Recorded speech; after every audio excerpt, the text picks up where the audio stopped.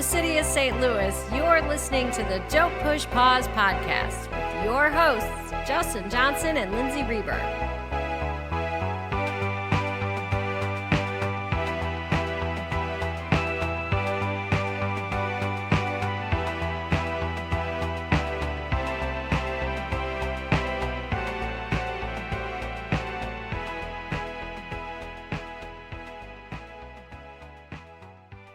Welcome again to the podcast. To the 20th episode, 20 Justin. episodes. Can you believe it? I can't really. It's kind of crazy to me.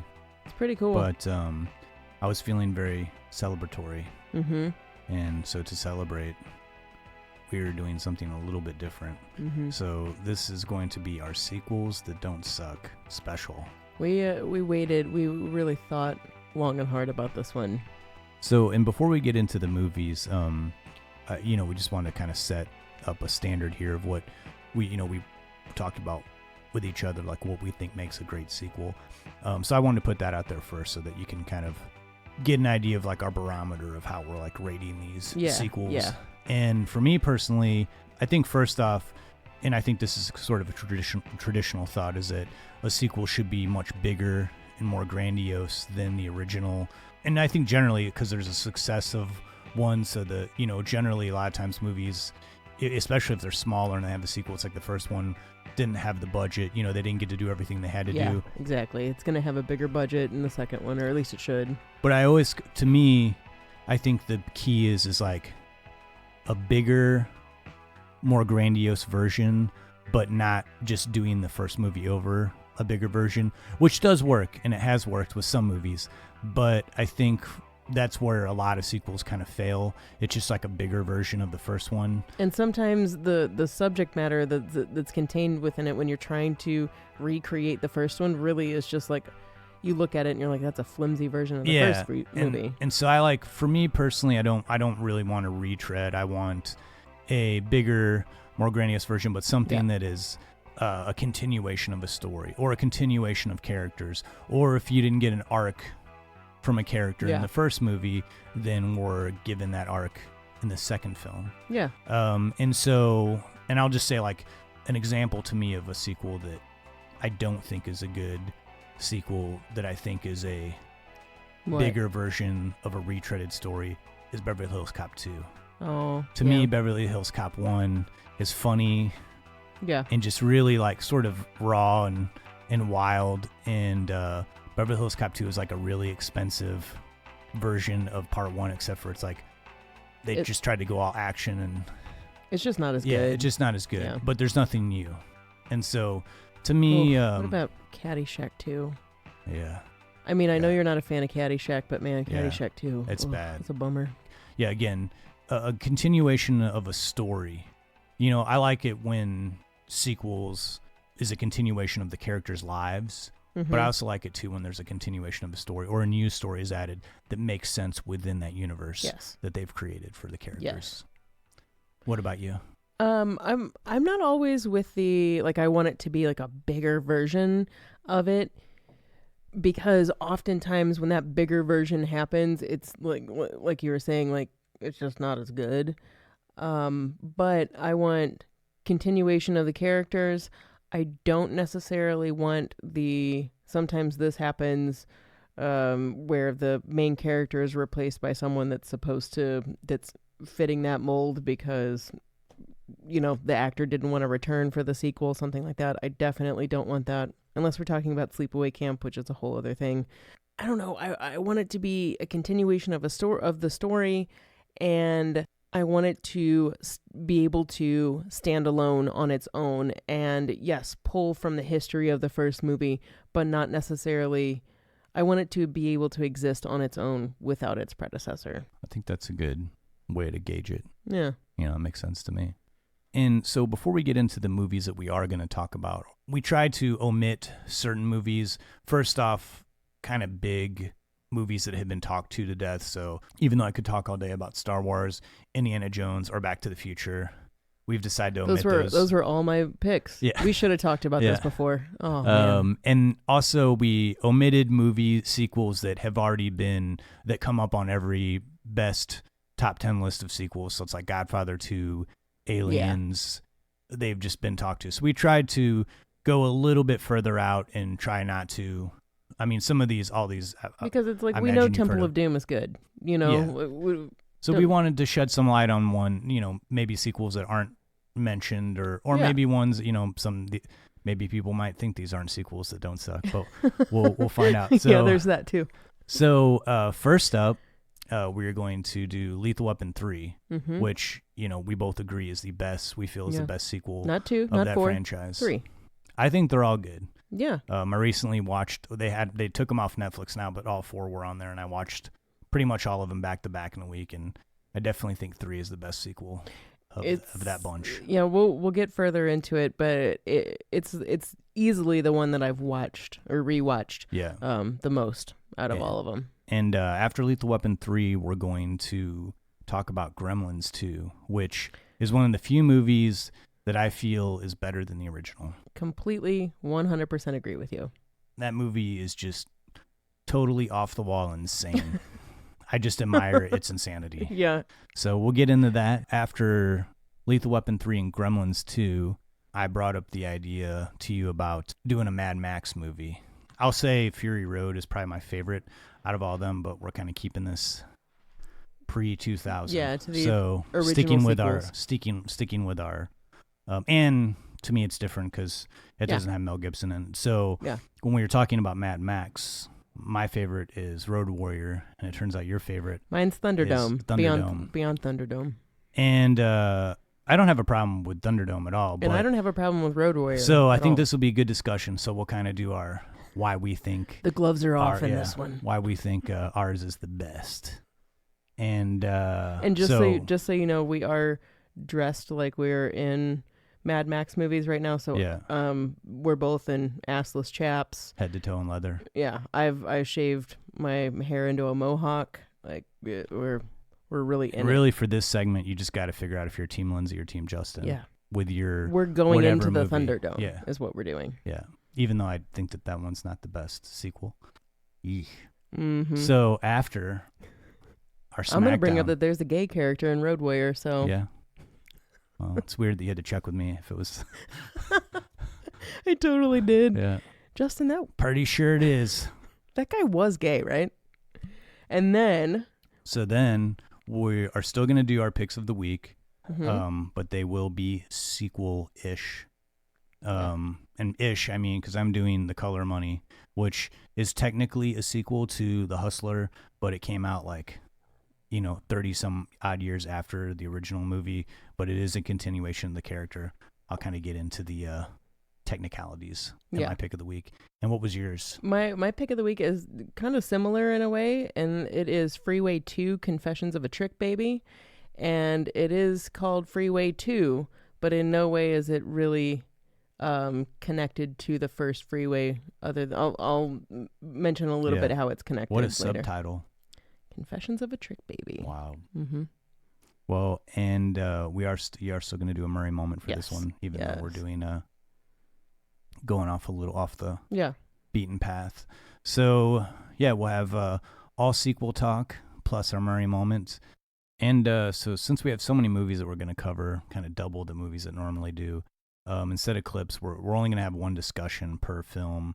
So I'm going to just outside of our picks of the week, I'm going to just see if I can find the quick 30-second or 45-second trailer spots for these and play them before our discussion. So we'll go to we're going to kick it off with Lethal Weapon 3. I'll go to the trailer spot, and then we'll get into that movie. Let's do it. The only thing they do contribute is mayhem and chaos. Observe. No, I'm chaos and he's mayhem. Mel Gibson. You're the right three-man talent. Freeze, police! Danny Glover. They did too old for this. Joe Pesci. Hello, car 54, where are you? Lethal Weapon 3. You have the right to remain unconscious. Rated R. Anything you say ain't gonna be much. Starts Friday, May 15th at a theater near you. So Lethal Weapon 3, like I said, I watched all 4 of these not too long ago when Netflix still had them. Yeah. And part 3, man, it just I almost feel like it's better than it has any right to be. Is like a a second sequel, which is really funny, buddy cop series. Yeah. But to me, it hits on all the right notes for a good sequel. And don't get me wrong, I enjoy all four of the movies in the series, and I think that Part 2 is a really good sequel. But to me, and I know I've said this before, my tonal shift problem with movies, because it gets really serious. It goes real dark toward the end, and to me, and the characters are still finding their footing with each other. I think in the second one, they're almost locked in. But to me, Lethal Weapon 3, what I love about it the most is that Murtaugh and Riggs, Danny Glover, Mel Gibson really look like they're having so much fun. Yeah. I mean, you just see it on the screen. Their chemistry, I think, is the best of all the movies that they've done. I think is just great. And I think that in the introduction of the Rene Russo character is like a great bonus. Yeah, exactly. And I think Lethal Weapon 4, if anything, it really plays off of the third one, and it continues the same feeling. And, we introduced Chris Rock in that too. To me, I love even the first Lethal Weapon. I like 3 better than I like the original. I know that's a bold statement. That's for me, but sorry, Shane I can't Black. say the same, but sorry, Shane Black. Yeah. But I really do love it, and maybe it is because of the addition of Rene Russo, but I feel like she adds so much to this third one. The only thing that I would say where 3 fails is, you and I have discussed this, that the villain in 3 is pretty weak. He's pretty lackluster, but I'll take lackluster villain for a super fun sequel. Totally. Like he is just kind of a wiener. You really hate him. He's very easily hateable, but he's just not like the Gary Busey of the first one, and even diplomatic immunity jerk face in the second one. I think Jet Li rules. Yeah, and Jet Li's awesome. Lethal Weapon 4. Yeah, so he's definitely like the most wiener of all the villains in Lethal Weapon 3. But I think this one is the perfect mixture, I feel like, of action and realness, and there's a lot of humor in the third one. But the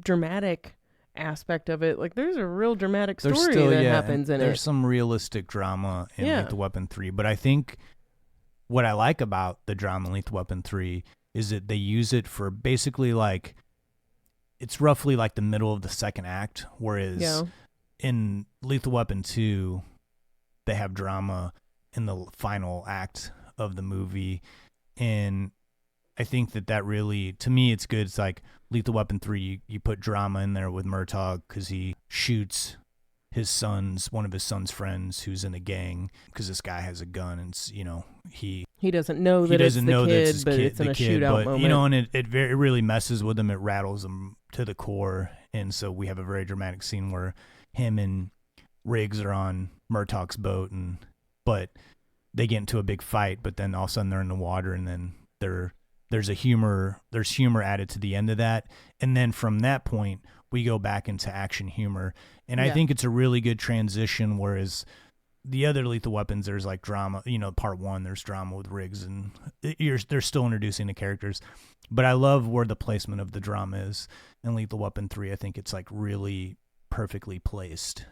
I think too, the difference when we get to the third one is Riggs's character, who started off in the beginning of these movies as kind of just like lunatic a little bit and half suicidal. His wife had died. He's grieving over that. He's still grieving over it in the second one, even though he kind of begins to open up to a woman in that one, and then she dies. And then by the third one, it's the only one of the franchise where his wife that died is not mentioned. And not to say that it doesn't matter or something, but I feel like we've already accepted who he is, and I feel like he's kind of moved past that, and he's grown as a character, and the character of Murtaugh has reached this point where he's been talking about the whole time of all of these movies before he's ready to retire. And the third one, it's like, no, he's really going to retire for sure this time. Yeah. For sure. And I think that's a good point about Riggs's character. Like he's grown. Mm-hmm. And I think that even in the beginning in Lethal Weapon 3, we see that he's become family to Murtaugh. Like he's become a part of that family. Like everybody knows him. He hangs out over there. He shows up for breakfast. He's bringing his laundry over. It's a very, you see how inundated he is with their family. And I think that it really, you see that they've become almost like brothers, you know? Yeah. Above everything with the third one, I feel like more so than any of them. I mean, maybe not with the fourth one, but I feel like this is where we really feel like they're besties, man. They're in it to win it together. And yeah, I love that aspect. It's funny, but it's also the best odd couple. Yeah. I wanted to go, that's a good comparison, the odd couple. I do. So I wanted to go back to what you're talking about, Rene Russo, because I think with every sequel, usually they try to introduce a new character. Of course. And so with Lethal Weapon 2, we had the introduction of Leo Getz, Joe Pesci. Anything you want, Leo Getz. And I think he's a great character. And he is. I love that he continues on within the franchise. Yeah. He comes back and he's got a lot of good moments in part 3.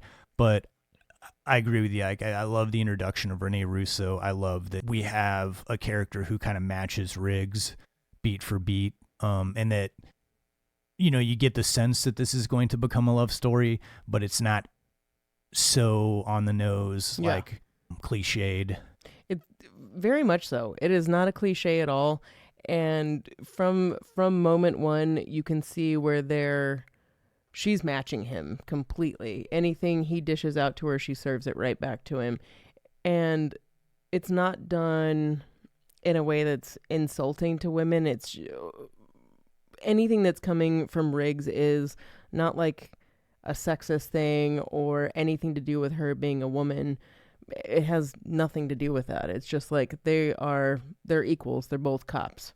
And actually in this, she's internal affairs, so she's kind of like a step above him. Yeah. But in all of this, from moment one throughout the rest of the movie, even after, you know, their love interest begins, and even that, after, like, there's, you know, the moment when they, like, make out and, like, there's the insinuation of sex. After that, it's not like she turns, like she still remains like the sort of tough character. Yeah, it's like Riggs is dating himself, which is really cool. Because even after they've sort of like been quote unquote dating, there's a moment where there's like 2 or 3 guys that there's a confrontation. They're about to scuffle with Rene Russo, and Murtaugh is there, and he's, you know, suggesting that him and Riggs should go help her out, and Riggs stops him. And he's like, hold on a second. No, you gotta watch this. Check this out. And then she just like whoops up on the guys because she knows martial arts. Yeah, it's like he respects who she is, and it's also it's not like she had to prove something to him. It was from moment one she asserted herself, and he's always respected her. And it's after he discovered what a badass she is, that's when he's like, oh man, she's pretty great. To me, like, has always been, you know, it's the first 2 movies have this they're kind of like these macho dude kind of movie in a way. And I thought that it was a really great way to break from form and introduce like a lead dominant female character that will match Riggs. You know, I really think that it was a great addition. And I think the way that it was introduced into the movie was like really great. It wasn't like, it didn't feel forced. No. Definitely not forced, and it didn't feel like this is what we need to do to get another audience involved or anything like that. It just seemed, like you said, very natural. It was really cool. And Rene Russo's awesome. Yeah, I love Rene Russo. Yeah. Well, to close out on Lethal Weapon 3, so we can keep moving on to knock all these movies out, I wanted to say, so each Lethal Weapon movie has a pretty interesting, or I would say like exciting opening. But But I think part one, we have the woman who's on drugs jumping out of the building. Part two, we have the chase. It opens on like a dramatic chase scene on the highway, like just it's kind of opens right in the middle of a chase scene, which is kind of wild. Part four, we have the guy who's got the flamethrower, and he and he's in the like crazy suit. Yeah. And I think all those are great openings, but I think part three, to me, it plays to the characters the best. It's the most signature opening, I think, of the whole series, and that's the Murtaugh saying we should wait for the bomb squad, and Riggs is like, no, we can. They're going in to defuse a bomb, and ultimately Riggs is like, yeah, we just need to run, and the building blows up. There's a lot of back and forth. Yeah. It's like, no, I know how to do this. Are you sure? Don't you think we should wait? No. But I think it's the best of like them playing off each other and where they're at, how the risks that they're willing to take, and the comfort level that they have each other, and the trust that they have for each other. I think just it all sums it up in that opening. I think it's such a great opening, and then we go into the flames, continue on with the opening title sequence that say Lethal Weapon 3. Yeah. I really, it's kind of cheesy, but I just love it. I love a good opening and then going into the title. Yeah, and that's exactly what this does over an Eric Clapton song. It's pretty cool.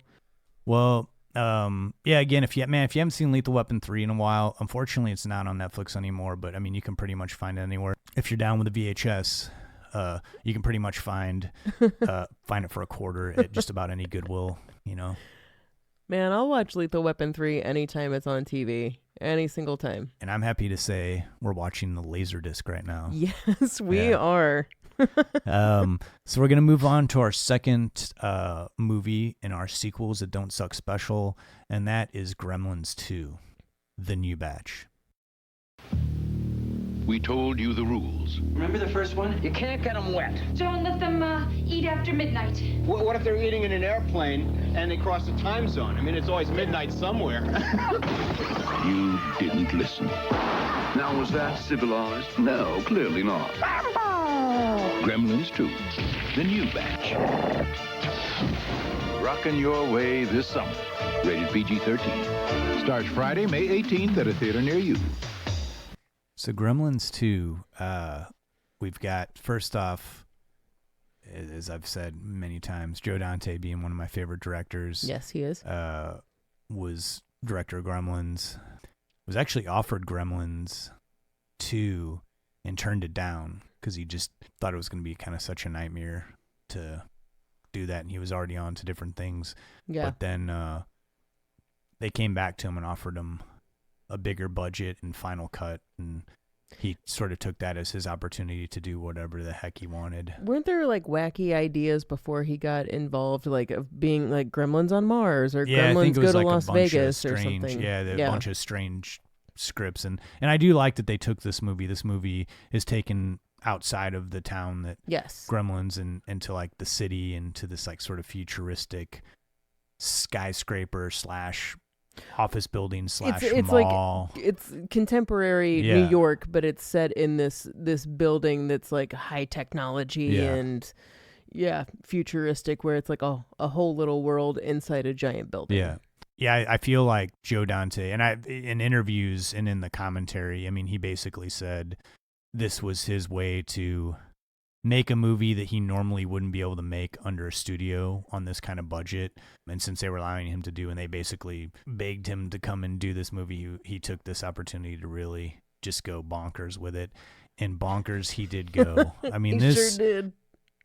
The last 45 minutes of this movie, it's almost like what is there to talk about other than it is just pure insanity. It's just so crazy.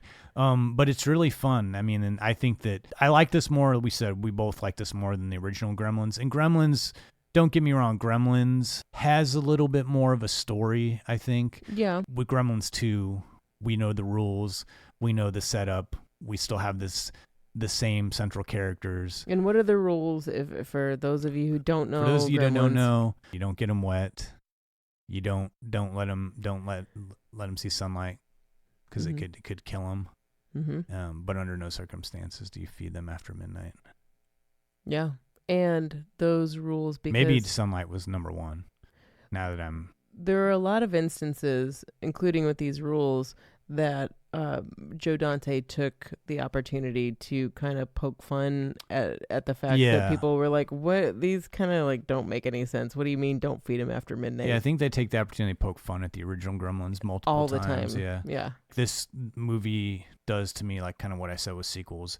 It's a bigger, more extravagant version. Yes. It takes the Gremlins and adds this idea that they get mutated. They start drinking all these because they're Gizmo's in like a lab in the beginning. There's like this like testing lab in the basement of this big building, and so they find Gizmo and use him as a specimen. But then once the Gremlins happen, they start drinking all the different.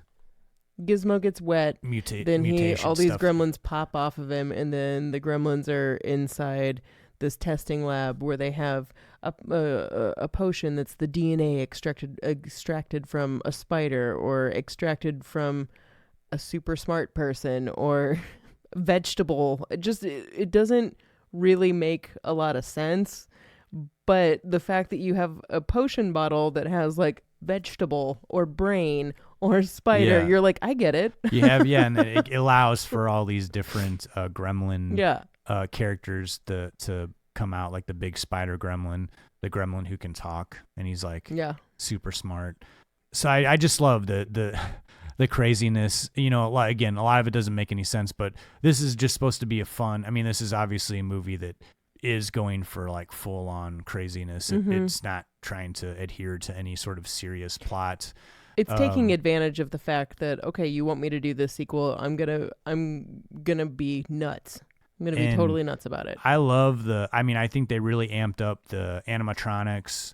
The special effects in this still hold up, man. They're pretty awesome. They did a cross between green screen and still real effects. And I was telling you this too before, that if these Gremlins were completely, well, they're not CGI, but if they were completely CGI, like a lot of things are nowadays, I would not care as much, because I love that looking at them, they feel so tactile. Yeah. Because they are, and they're like, I feel like I know what a gremlin feels like. And I feel like if this was CGI, I don't think you could get how real the slime looks on them. They all have this like sort of wet like gross. Outer look that it looks like they were just like kind of hosed down with a water hose. It's like kind of like this gross look. Yeah. Especially with the spider when he just has the spider, even Gizmo, he kind of has like a wetness to his face. Yeah. He does? Like around his mouth, does. he kind of always has this sort of like wetness, but you're I right, think that's does. part of their makeup, you know? Yeah. And I'll say this too. Man, Gizmo's cute. Oh, he's super cute. He's so cute. All in all, it's a fun movie. Great, great action, great score. Mm-hmm. One thing too with the plot, I will say, or at least the advancement of the characters, and you would agree with me on this, that Billy, the main character, he's way less whiny. I think that's my favorite part. That's my favorite thing about why I think Gremlins 2 is a better movie, because you don't want to punch him straight in the face. I don't know if you've seen the original Gremlins in a while, but I mean, Billy is a pretty whiny little baby. He's a baby, and he's not a responsible pet owner. Yeah, not a responsible pet owner. No, not at all. At all. Yeah, you just want to kind of smack him around. So I feel like they took Gremlins 2 is like, let's give him a more mature, this guy's just not this sort of like... He's an adult. He has a job now. He's not this entitled a-hole. Yeah.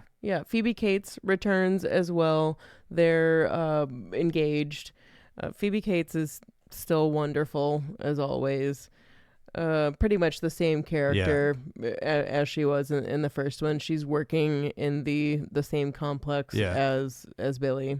And character actor Dick Miller returns in this one and I love Dick Miller's pretty much, I mean, he's been in every Joe Dante movie, but I think this is probably one of the bigger roles he's been given in one of Dante's movies, which makes me so happy, because this was probably Joe Dante's biggest budgeted film, and I love that he was able to. And what's his role in Gremlins? His role in Gremlins is he was a neighbor that kind of helped them fight them off in the first one. So in the second one, he's on vacation. He's going to meet up with Billy's character, and then he's familiar with these, so right away he's like, "Oh, not again!" And so he's immediately gun ho like into it, like we're gonna get these things, and he does have this like the old man who's like all about the U.S. and all these sort of this kind of real character type guy, and Dick Miller is just he has been in so many movies, and even like what was I watching like 5 or 6 months ago, Armed Response from the 80s. I don't know. It's kind of like a total B movie, action movie. And Dick Miller's in the movie for like 5 minutes. And when he pops on the screen, you're just like, this movie just got like 10 times better. It's like he's like one of the best scenes in the movie. And he's in it, like I said, for like 5 minutes. But he just has just this like great way he just shines in everything he does. Like and Joe Dante, I think, knows Dick Miller's strength, and he always like gets the best out of Dick Miller in all his movies that he uses him for. That's awesome. There's another thing that I would want to say that I really love about this movie, that, and this was obviously intentional, bringing, oh my God, Grandpa Munster into the mix as well. And this is referencing The Munsters, the TV show from the 60s, bringing Grandpa Munster in and bringing the original Gomez Addams from the Addams Family in too. Yeah. Clearly a nod to these guys, or just clearly a nod or homage to original horror. I don't want to say horror, but I mean, I guess it was like television type horror, comedy horror. Yeah. But having Grandpa Munster not necessarily reprising his role as Grandpa Munster, but he is playing this television actor in the basement of this, huge complex that also houses a TV studio. Yeah, cable company. It's a cable company. It has a DNA lab upstairs. Yeah. It's got a, coffee shop, Auntie Anne's down, whatever. So he has his own like horror. They show late night horror movies. Yeah. Very much like Roddy McDowell Fright Night, and how they would do in USA Up All Night. I think they're sort of, this is parodying that. It's like a satire of. Didn't Grandpa Munster, God, what's his name? Like Robert Prosky, I think. Didn't he have? I thought he had a show. I don't know if he had a show, but I definitely felt they were parodying that. Maybe I'm wrong about cable. They would have all these shows on cable. Yeah. And this is USA Up All Night. You're totally right. When this came out, I mean, I think now when you watch it, the satire is going to be lost on anybody, because there's like more channels than anybody could ever sift through. There's like 900 channels if you have premium cable. But like when this movie came out, it was like when cable was really hitting its stride, and when people were finally able to have like 30 channels that were going 24/7, and they were having, they'd be like, oh, they even have a channel for cooking. I mean, it was just exactly. This was like, I mean, now like there's like eight like 80 cooking shows and 3 cooking channels. In this, it's like they're satirizing like there's so many channels, they'd even have one for cooking. I mean, and this is like, that's why it's kind of lost now. But they were, I think, sort of making fun of like, there's so many channels, they have to create one where they show old horror movies, and they have this guy dressed up as a Dracula. And he's doing, bits in between. And the cooking station, we should say, is also Microwaving with Marge. Yeah. So just to let you know where we are. But I feel like this was really like the satire of like cable. There's too much to watch. They'll make any kind of show for anything. They'll have a golf station. Just very specialized. But anyway, along with, I just didn't want it to be lost. God, all I'm thinking is Sean Astin, but Sean Astin's dad, that was Gomez Addams, and his name is lost on me right now. Gomez Addams. Oh, okay. Gosh darn it. I can't think of his, John Astin. Thank you. Yeah. Yes, that he has a bit role in this. For one second, he's the one that's responsible accidentally for getting Gizmo wet, thus creating all of these gremlins. There is a little tiny shout out. I know, not a shout out, but like a tiny nudge to one of the I think one of the scariest Draculas aside from Jerry Dandridge. No, he was really the sexiest. But the scariest Dracula to me was always Christopher Lee. Okay. And Christopher Lee he kind of is the head scientist in the in the DNA lab, and there's one of the potions has a bat on it, the bat potion. Yeah. And one of the guys, the lab assistant, says something like, "I hear they suck blood," something like that, and it's like it had to have been some type of like, hey, Christopher Lee. Well, and that's what I love about Joe Dante. He's a huge film buff and film lover, and notoriously puts references to movies in his movies, uses directors, always has like a handful of directors like play bit parts in his movies. And I just love there's a lot of that in Gremlins too, where like they're doing references, everything from Rambo to Wizard of Oz. Oh God. Yeah. The Rambo. Yeah, there's man, I started making a list. I can't find it now, but so much. I mean, there's like winks at so many movies. So many. And I don't know if you can possibly get any cuter than Gizmo with a Rambo headband around him, and he's like gearing up to be like Rambo his idol. Oh, that's awesome. Come on, Gizmo. We'll keep on trucking to our next movie, but Gremlins 2, the new batch. If you haven't seen it in a while, it's worth a revisit. Or if you've never seen it and you just thought, well, what is this? It's wacky. It's so crazy. I mean, it really needs to be seen to believed. It's just nonstop. I mean, it is just like just a meteor heading toward the earth. And I think it's friendly for any type of audience. Like Lethal Weapon 3 is maybe a little bit more mature. Gremlins 2 is going to be friendly for just about anybody and totally entertaining for anyone. Yeah, so much fun. Yeah. In the future, cities will become deserts. Roads will become battlefields. And the hope of mankind will appear as a stranger. If anyone's gonna get in there, it's gonna be you. The Road Warrior. Rated R. Starts Friday, May 21st, Vogue Hollywood, National Westwood, and theaters and drive-ins near you. Mel Gibson is Mad Max. They will worship him. Who do you think I am? She will challenge him. And I say that this man has broken the law. And this is his greatest adventure. Mel Gibson, Tina Turner, Mad Max, Beyond Thunderdome. All right, so we'll go into our sequel smackdown here, and that is we both.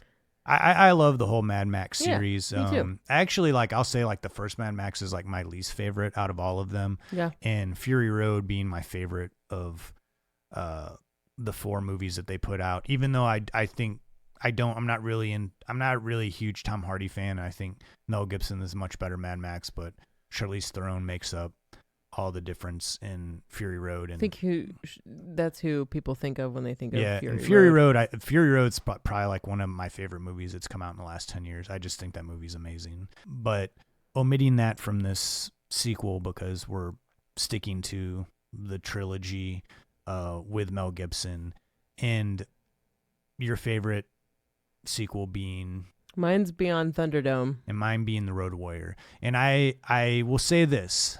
So I watched these back to back when we first just said we were going to do this SmackDown thing. Me too. And I remembered not really liking Thunderdome that much. And I will say watching them back to back, it made me like Thunderdome more than I remembered. And I liked that movie, but I wasn't super into it. And I did enjoy it more when I watched them back to back. But for me, you can see how that would be. Road Warrior to me kind of hits on all the things that I want in a sequel. It is a continuation of the story, a continuation of the character, but I feel like where the first movie they didn't have the budget to kind of show this post-apocalyptic world.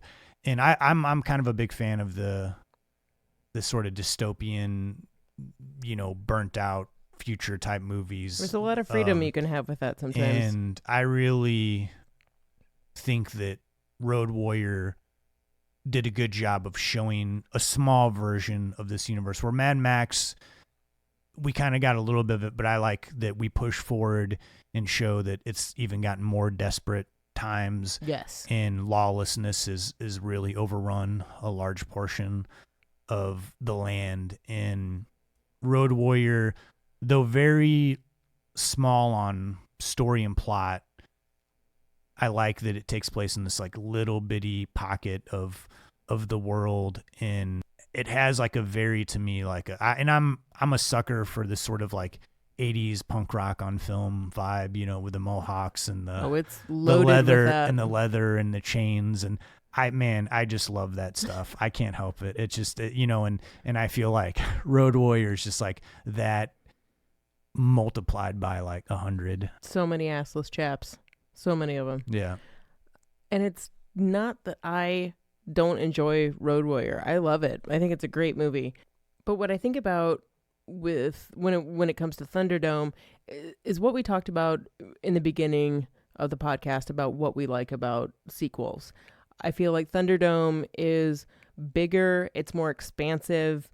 I feel like even though, you know, we're obviously a few years beyond where Mad Max left in Road Warrior, that the world has developed, that there's a civilization that has started, and this gritty, disgusting kind of like underworld that is now the world of Mad Max.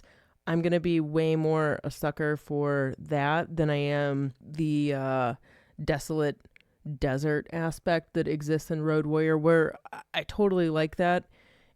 It's almost like it makes me feel a lot of anxiety to think about being hot and alone in a desert and lips chapped and bleeding and gross. And for some reason, the world of Bartertown I'm way more comfortable with than I am Road Warrior.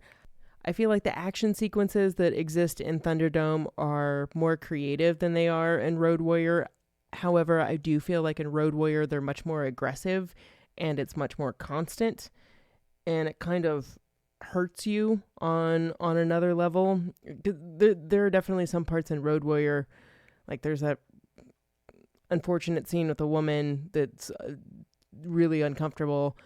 It feels like it's much more, it affects you a little bit more, and Thunderdome feels like it is trying to appeal to a much more mass audience. I feel like, or like a younger audience is where I get. Yeah, mass audience, young audience, yeah. And exactly. And that's the thing, like I enjoy Thunderdome, but just kind of what you're saying there, like to me, it did feel like it was going for a younger audience. And I will say, and I've said this before, Thunderdome to me is like the Return of the Jedi of the Star Wars series. It has this big, exciting, entertaining opening, and the rest of the movie can never compete, can never really like do better than its first like 20 minutes. You mean after the introduction of the actual Thunderdome happens? Yeah. And it's just like, and that's the thing is like, it's called Beyond Thunderdome, and I get it, but Thunderdome is the most exciting part, so everything beyond that is not as exciting. And you would think that it would be, but to me, Thunderdome feels like two movies. It feels like what's happening at Bartertown, and then the stuff with the Peter Pan kids in their section where they live. And the two worlds meet in, like Return of the Jedi, like I said, I feel like in the Star Wars universe and in the Mad Max universe, Return of the Jedi I think is a more entertaining film, and it's definitely geared toward a younger audience, and it's a much more pleasant watch, but it lacks the grittiness and I think the genesis of character that Empire and Road Warrior have. But I will say I like Empire the most. I do too, but I'll give Thunderdome this. I do feel like, and this is why I think it's also more geared toward kids and it's toward the masses, like you said, is because it's the first Mad Max film where we get that Mel Gibson's character can be a little funny. they give him a little bit. He's not, he hardly says anything in Road Warrior. And so parts of Road Warrior, they do, but I think that adds to the character of like his desperateness and he's alone in the world. He's just like a total vagabond. And I think not having him say that much works toward the movie, but I do like the character opens up. And I will say I get more of like what he's about or where he's coming from in Thunderdome. But I think as a whole, and how you were saying about the action sequences, I kind of disagree on the action sequences just because I feel like I think that I guess I don't disagree. I agree that they are more creative. I think the duel in Thunderdome is much more creative than anything that was in Road Warrior. But to me, the last 20 minutes of Road Warrior, last 15 minutes is probably like the most intense. It is. I'll give you sequence that. That was filmed in the 80s. Like if you go back and watch that, it really, I'm talking compare it to the stunt sequences and Raiders of the Lost Ark or any of that stuff. Like if you go back and watch that 15-minute sequence, it's pretty intense. It blows my mind. That was like choreographed and like put together. It just, the editing and everything, it just like, it really blows me away. Movies that come out now, these like long, huge action drawn out sequences, they should sit down and pull up a chair and watch Road Warrior, take some notes, and then go to the editing room after that. Yeah. Like, I think a great blend of Road Warrior and Thunderdome, like that would be a really cool movie to watch. You know what, though? You know what Road Warrior doesn't have? Tina Turner. So I can't argue with that. It doesn't have Tina Turner. It doesn't have 2 Tina Turner songs in the soundtrack. So, and also, I will say this about the music. Yeah. Because I love the score that they have in Road Warrior. I think it's great. And they replaced the composer. And I think part of it had to do is because they knew that they were going to use some pop songs with Tina Turner. Yeah. The only thing, I love the Tina Turner stuff, but I'll say with Thunderdome, I don't like the replacement of the score. They kind of went more, didgeridoos and like kind of more of a wow type score, which I thought didn't quite fit, but I knew that they were, it seemed like they were trying to go for something different because this was like a lighter tone. But We Don't Need Another Hero is just, that song freaking rules. And I do love how cold Tina Turner makes her villain. Man, she's so good. She's so good. Incredible. I kind of like the look that Mel Gibson has going on in Beyond Thunderdome. With the long hair or the short hair? The long hair. Yeah, in the beginning. And I also think too, like a lot of the costuming and stuff like that, it looks like they obviously had a much bigger budget. All the Mad Max movies, I love all the background production design, costumes. I think it's probably like one of my favorite costume, quote unquote, type movies. It is really cool. It's visually it's a very cool movie to watch. Even in Thunderdome and I agree with you that the weakest part of the movie is when Mad Max gets banished out of Bartertown and he meets up with like the kids of Tomorrowland, and that is the weakest part of the movie. But even that setting looks really visually cool. I do think it just makes me feel way more comfortable, the world of Thunderdome, than Road Warrior, just because I think it makes me feel really alone. That's all. I won't lie. Road Warrior is a visceral watch. Yeah. And I think that's why watching them back to back, Beyond Thunderdome, played better to me than it did when I watched Thunderdome as its own movie, like not, watching these back to back, because Road Warrior can be an unpleasant watch at times. And I think that the lightness of Thunderdome was a nice payoff. Brings you back up a little brings bit. you back up. And that's, and I think that was their goal. And goal, they reached their goal. I think it was a success. And the movie was a pretty big success, I think, out of the 3 movies. That was like the biggest hit. And Thunderdome. And yeah. And it is a fun, it's a fun movie. I enjoy it. But in my heart, if, I was put to write it down on paper, I'd write down Road Warrior as the better sequel. Not the main villain, not the humongous in Road Warrior, but his second down, the one that I just call the gay guy with the mohawk. Yes.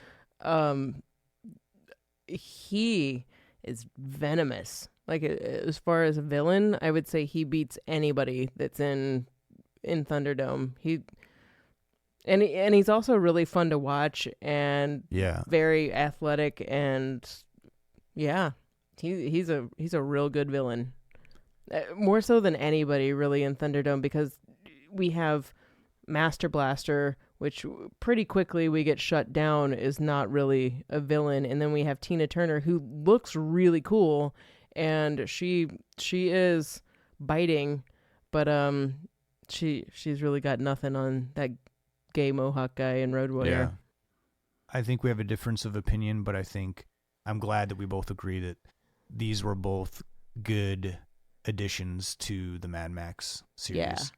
I think we can also agree that the best way to watch these movies is back to back. I agree. I feel, and because neither one of us don't like the other one. Right. And to me, I think Road Warrior and Thunderdome feel more cohesive together than Mad Max and Road Warrior. Like, I think that there's like a stronger connection. Yeah. And I will say this, and why I like Thunderdome, saying it's like Return of the Jedi, it has the better opening. Road Warrior does have a opening that's like a little stale, and like the narration and kind of like we're catching you up on what happened in Mad Max, whatever. But if I can just impart the like little thing about the fact that why they did it. Yeah, the original Mad Max was an Australian movie that Americans knew nothing about, and it did fairly well in Australia. And then they're like, okay, let's make it an American movie, or it's gonna still be in Australia, but like let's release it in America too. And they wanted to release it as Mad Max 2, and Americans would have been like, what's Mad Max 2? I never even saw the first one. So that's why it's Road Warrior / Mad Max 2. And we do have that awkward kind of intro. Yeah. Of Road Warrior. And they really stuck to their guns, because they continuously sell. My Blu-ray for Road Warrior says the Road Warrior on it, but they still stick with the title sequence. It's like Mad Max 2. Right when. Yeah. It seems like there's a pretty equal. You do any internet search, it's Mad Max 2, The Road Warrior, right, or one or the other. And Mad Max 2 is a terrible title, so yeah, stick with the Road Warrior. Sounds pretty. Yeah, pretty rad. Yeah, but it also can make you think that it's the first movie of the franchise too. So this is true. We don't want to confuse any dumb Americans, so luckily they. There wasn't Google then. Come on. Right, yeah. What is this? What is this crap? That was my impersonation of Dumb America. Dumb America watching it. What? What's this Mad Max 2? I ain't even seen the first one. I don't know why he's so mad. Probably because he doesn't live in the USA. All right, so. Hey, what kind of accent is that? Swedish? I don't like that. All right. So that was our sequel Smackdown. And we'll move on to our picks of the week, which are both, like we said, sequel-oriented. I went for Martin Scorsese's 1986 The Color of Money, which was a sequel, or spiritual sequel, I guess you would say, to The Hustler from the 60s, starring Paul Newman. I feel really bad, and my mom will probably be disappointed in me. I didn't realize it was a sequel until you told me. Well, that's the thing. It's like, I don't really think that because there's so much time has passed in between. I think if you watch those back to back, there's such a chunk of Paul Newman's, I'll get into it, but there's such a huge chunk of his life that's missing that, you would almost need like a middle movie. Like Color of Money would have been the third part. Okay. He's like a young man in. Anyway, I'll get into it. You want to tell me about it All right now? I'll get right into it. Yeah, tell me about it right now. So, yeah, like I said, there's a huge span of time, like 25 years between when The Hustler happened and when Color Money happened. So if you were really doing it in a sequel style, you'd have like a middle movie. So The Hustler came out in 1961, and Paul Newman's like this cocky young man who basically is a pool shark, and he goes up against Jackie Gleason's Minnesota Fats. And God, The Hustler is just an amazing movie. Both actors, Jackie Gleason and Paul Newman, at like the top of their game. Just fantastic. So if you've seen The Color Money and you didn't know that it was a sequel, it's okay, because I think Color Money works totally. You don't even have to see The Hustler, and Color Money works as a film. But right away, I just suggest going out, checking out The Hustler, find it on Amazon, and watch it. Well, Color Money takes place about 25 years after the events in The Hustler. Paul Newman is now an older man who no longer is playing pool. He's a liquor salesman. He's a very suave hustler type guy. He still has his hustle on. And Tom Cruise plays this young guy who's really amazing at pool, very cocky, very much like Tom Cruise pretty much plays like the version that Paul Newman played in The Hustler. And so Paul Newman kind of sees himself in Tom Cruise as a young man and wants to take him out on the road to start hustling people, and then eventually play in like a real pool tournament. Now the difference in there's 9-ball, which is like a lot of luck can happen in 9-ball, and that's sort of the difference between these two movies, where they're playing straight pool 8-ball in The Hustler. And 9-ball's a little different game, but it was like really popular. It's like a real popular game to play, and it is a lot more fun because luck can happen. I mean, you can win on the break. So Tom Cruise, I'll say this, I'm as crazy as Tom Cruise is, I've always loved Tom Cruise. I think Tom Cruise is a great actor. I think he does a lot of really lame movies, and he has, but like, he's a phenomenal actor. And I think, agree with you on that. And I think that he probably has the best work ethic of any actor. He goes, and I mean, even with Color and Money, I mean, all the way back early in his career, he chose to go and pick big directors, like worked with Ridley Scott, Martin Scorsese, Stevens. I mean, you just look at his resume and it's like, this guy was like, I want to work with the best directors, even early on in his career.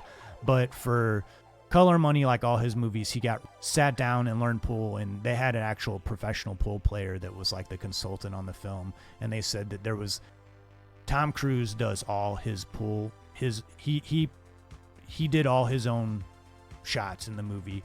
Everything except for one trick shot is Tom Cruise in the movie, and they said if they would have given him 2 more weeks, he would have been able to do that. And even the guy who's a pool consultant was like, yeah, Tom Cruise could have played professionally, is like a professional pool player. He just like immersed himself in it, because he wanted to look realistic. And that's one thing that's great. And there was a period in my life where I was obsessed with Color Money, and I played a lot of 9-ball, and I'm a terrible pool player, but like I loved playing pool. And like, this is, if you're in the pool, like Color Money is a great movie. It's got a great soundtrack by Robbie Robertson and a bunch of like great bar type band music that they play in the background. But it's a road movie in itself too.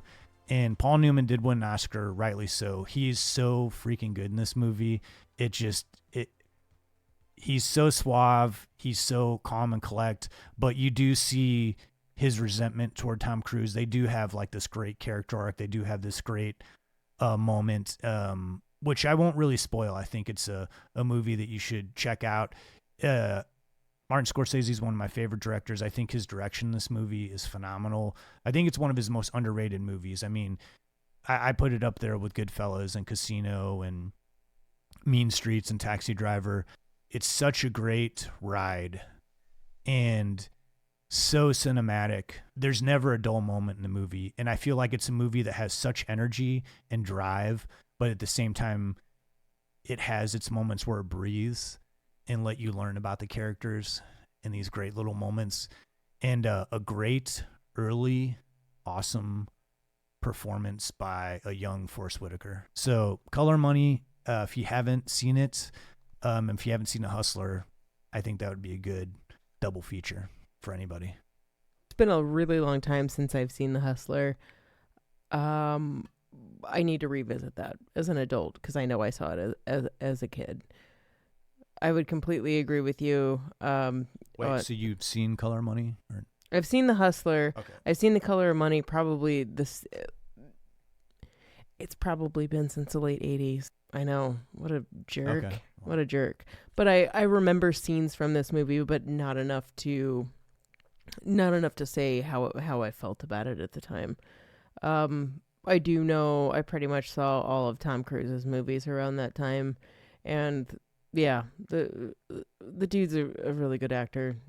Despite who he is as a person, like, he's a really great actor, and it doesn't surprise me at all he immersed himself in this.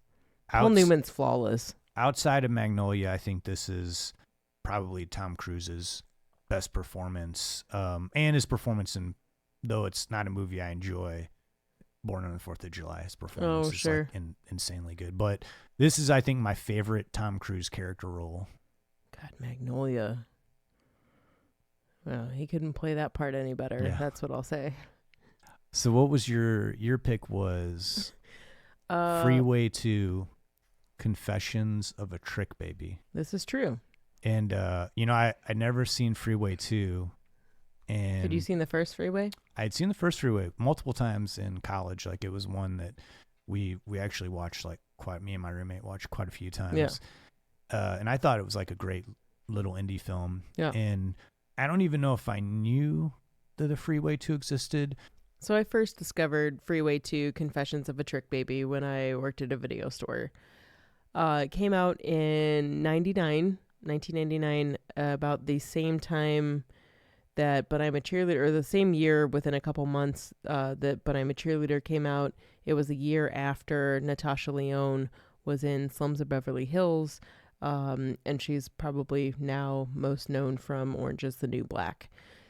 So Freeway 2, it shares very little in common with the first Freeway, which starred Reese Witherspoon and Kiefer Sutherland, other than having some like nods to the previous film contained within it. It does have the same writer-director, Matthew Bright, but that's pretty much it. I'm not certain that this movie was fully intended to be a sequel. Instead, it was more meant to be the second installment of a modern-day retelling of Grimm's Fairy Tales trilogy, not necessarily a sequel to the Reese Witherspoon movie.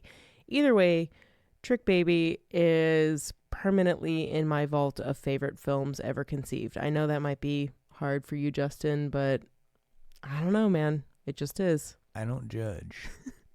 Before I go deeper on this movie, I assure you that this is an incredibly dark comedy, but it also has a very significant and heavy subject matter that's contained within it.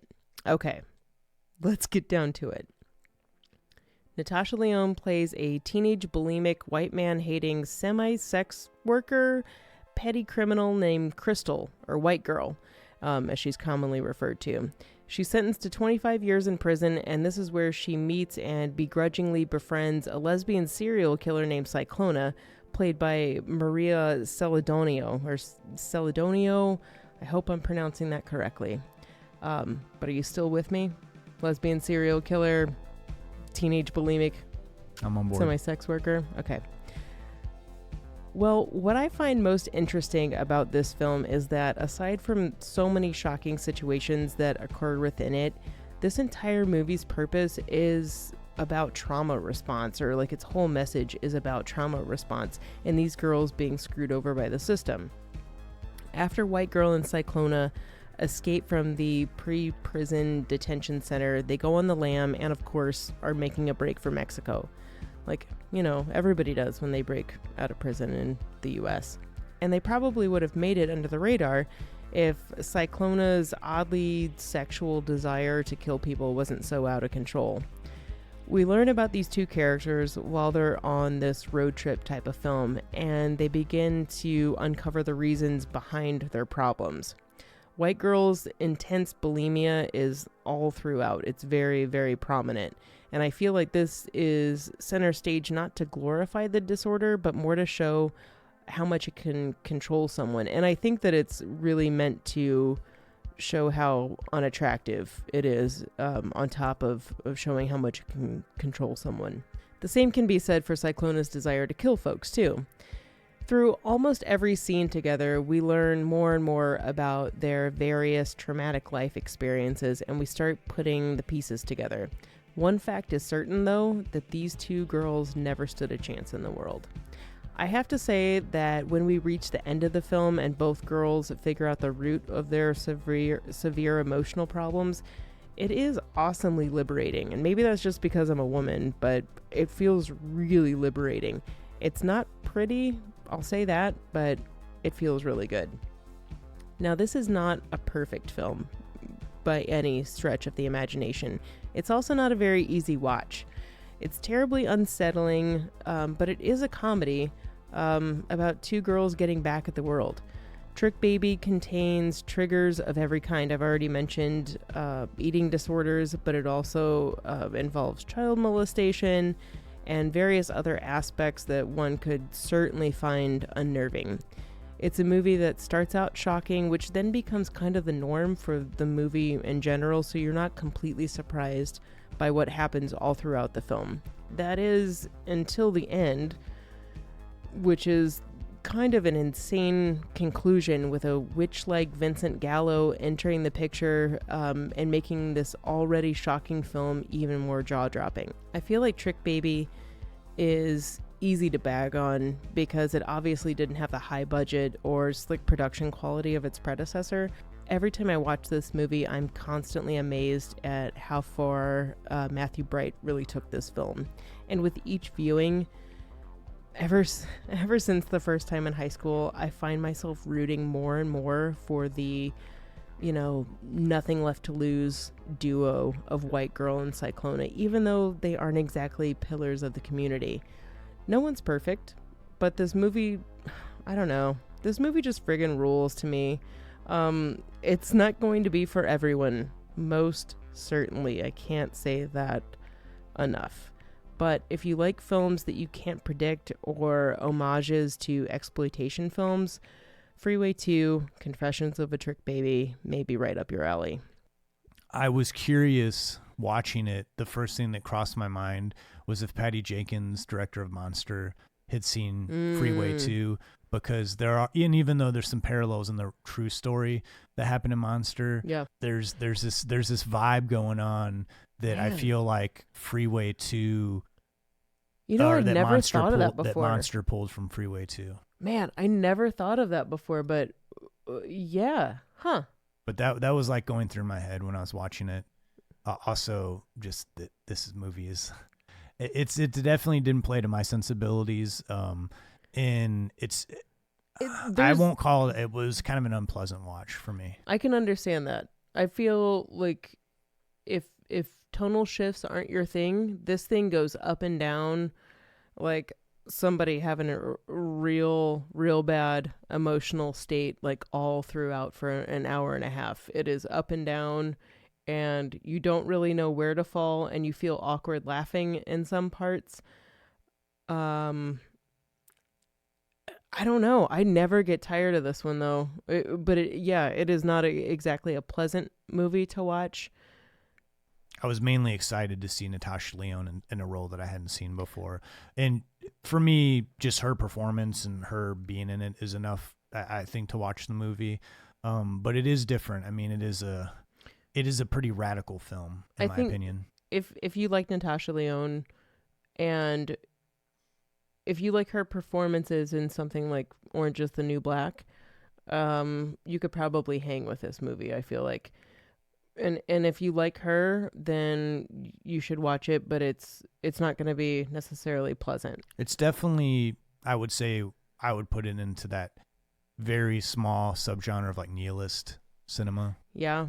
I think, I'm going to totally get this wrong. She was the either associate producer or something. She had more involvement with this movie than just acting in it too. And I know that she does have some love for this. At least I've seen on Instagram like a couple times, like someone's posted a picture of this and like she's responded well to it.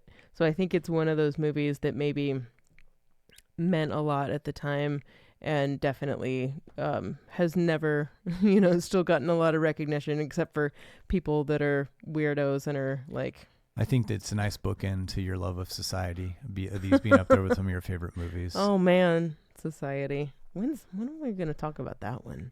Yeah. One of these days. One of these days. Well, our picks of the week, Color of Money and Freeway 2. I don't think that we've had such a just... Oh, yeah. Total, polar opposites of movies for our picks of the week, and that's what's great. And what do they share in common? That being that one is like you don't realize that it's a sequel, and the other one is called a sequel, but it's totally not a sequel to the original. What they do have in common also is that they're both road movies. Yeah, they are. Wild. Yeah. So there you have it, our picks of the week. This has been a fun episode. I'm glad that I like kind of going into these really short discussions on many movies. It's not something that I want to do very often, but it's a lot of work. I really like how it's working for this episode. Yeah, me too. So without further ado, this is your Murray moment.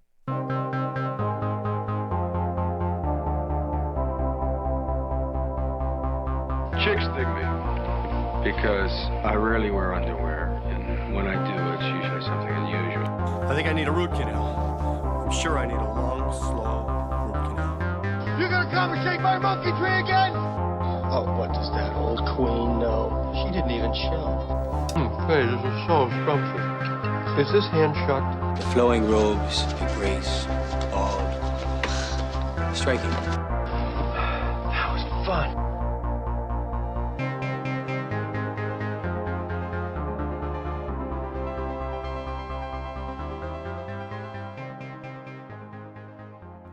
So we already know that Billy wasn't the biggest fan of Ghostbusters 2. I personally still love it, even if it is slightly flawed. And we know that he did the Garfield sequel because it was going to be a moneymaker. Respect. I get that.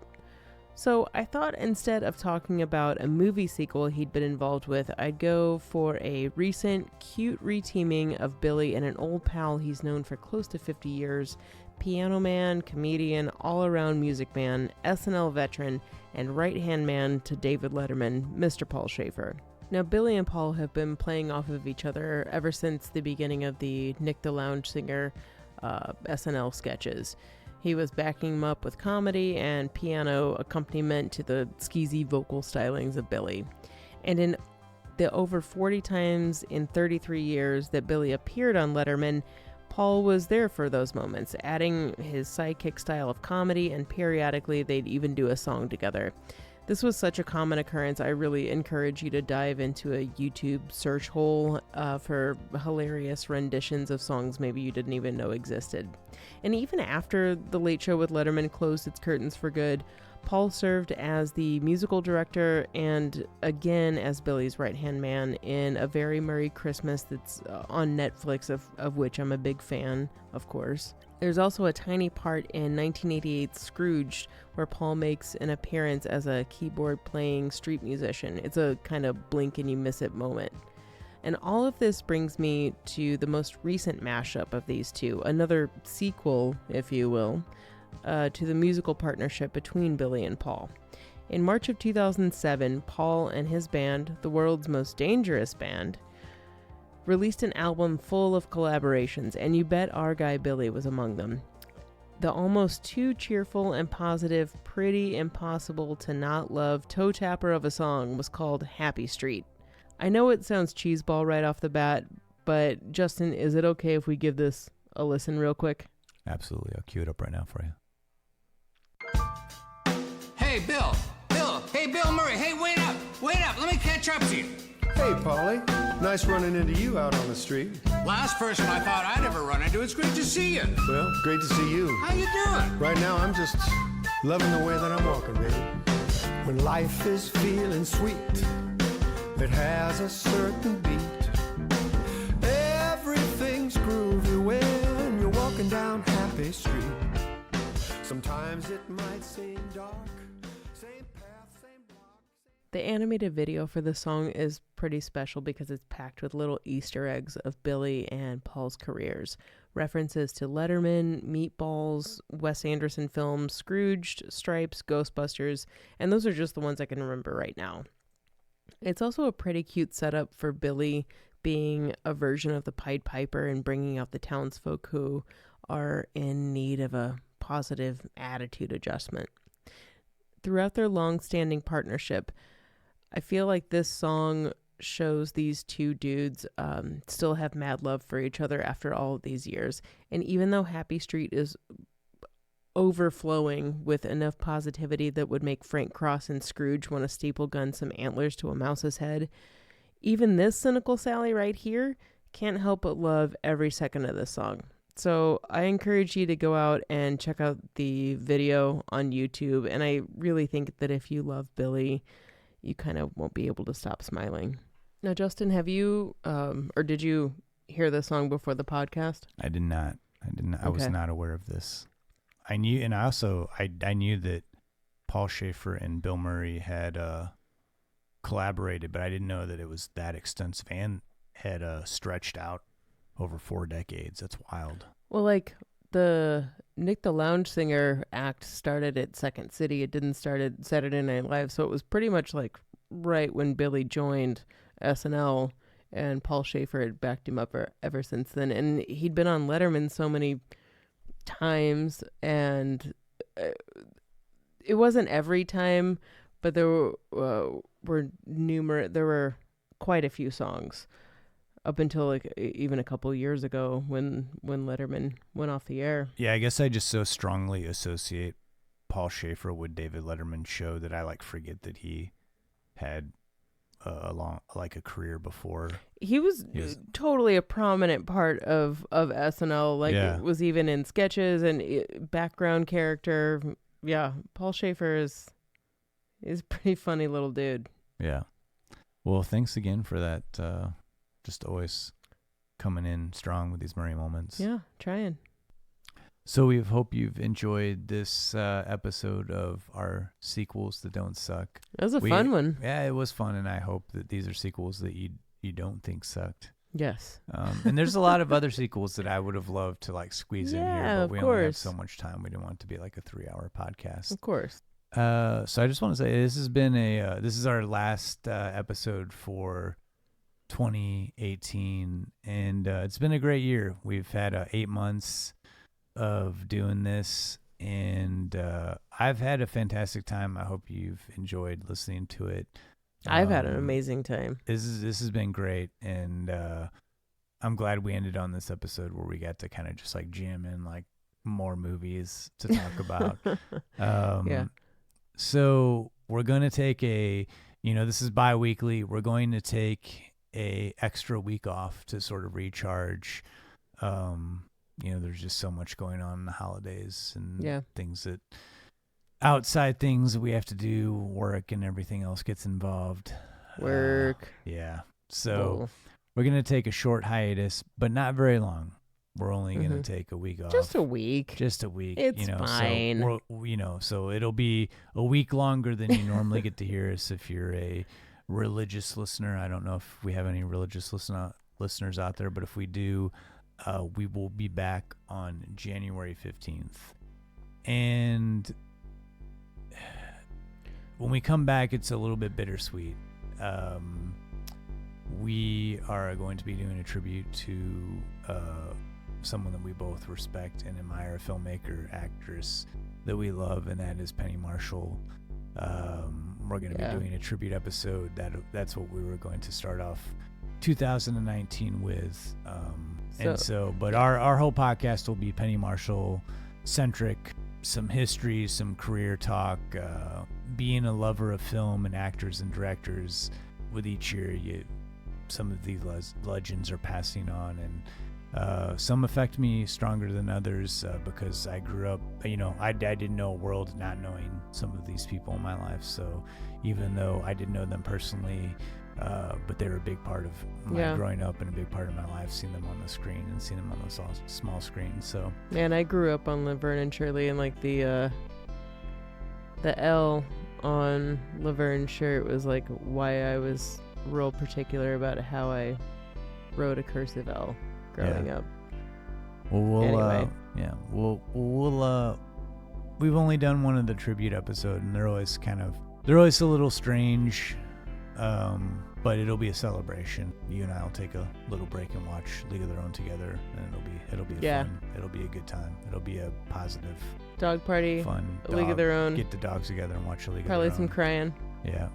So, that Madonna hits, you know I'm gonna cry. So we'll be back January 15th. Thank you so much this whole year for your support, for listening, your comments, your suggestions. We can't thank you enough. This whole thing has been a learning experience.